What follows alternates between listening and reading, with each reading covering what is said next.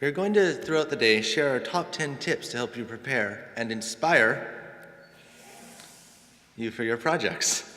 We've got 3 for you right now. Okay, number 10, reflect. Discuss it, journal it, mull it over. Even make a collage if you're really creative.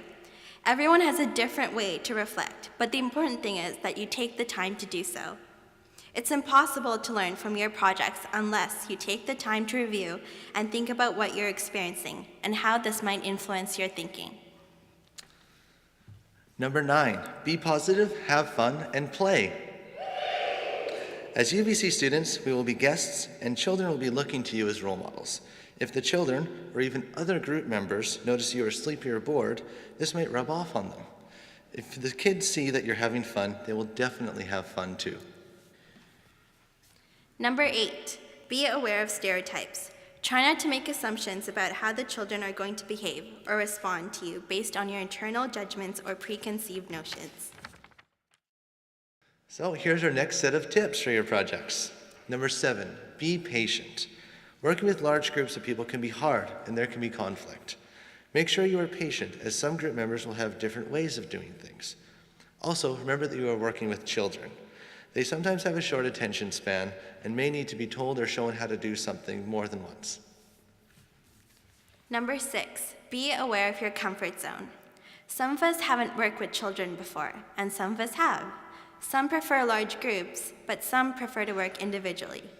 Everyone has different comfort zones in different situations, and hopefully you will think about stepping out of your comfort zone and trying something new. Number 5, be respectful. This group is going to 16 different elementary schools, and each school will have their own rules, teaching methods, and recess times. It is very important that we, as guests, respect and follow all the expectations they have of their students and us. Okay, now it's time for tip number 4. Be open to learning from everyone. Doesn't matter whether this is your first time doing a project or you're a seasoned volunteer. There are always lessons to be learned.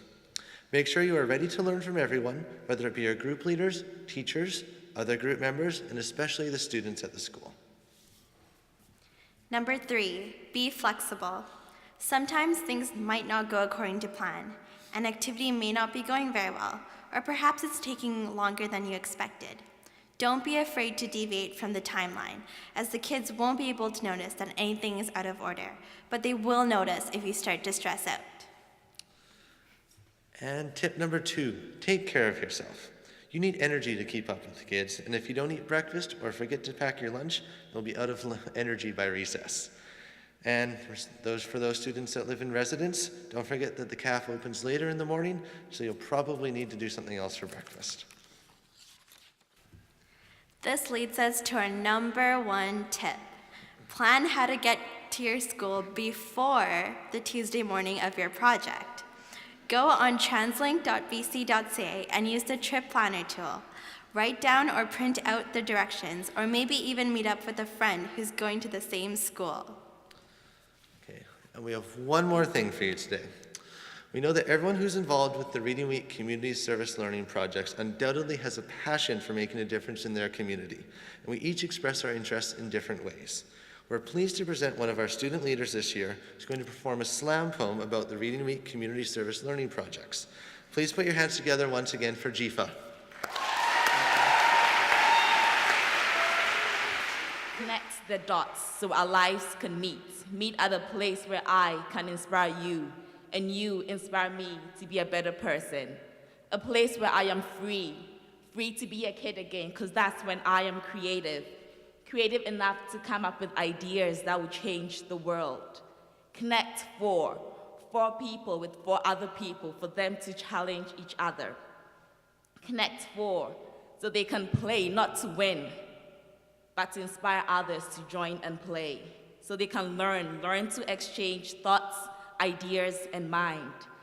A concept I did not fully understand until I transformed like a Power Ranger, not into a saber-tooth tiger, but transformed into a transformer where I transferred my knowledge to you, and you in turn transferred yours to me. Trust me, my 24-year-old mind learned a lot from your 6-year-old mind. I learned to connect my head, my hands, my heart, to inspire others to play. Play with the idea of impacting the lives of others. Play with the idea that learning is not only achieved in the classroom. Play with the idea that a 12-year-old can inspire me to achieve greatness. Connect the dots so our lives can meet. Meet at recess. Thank you.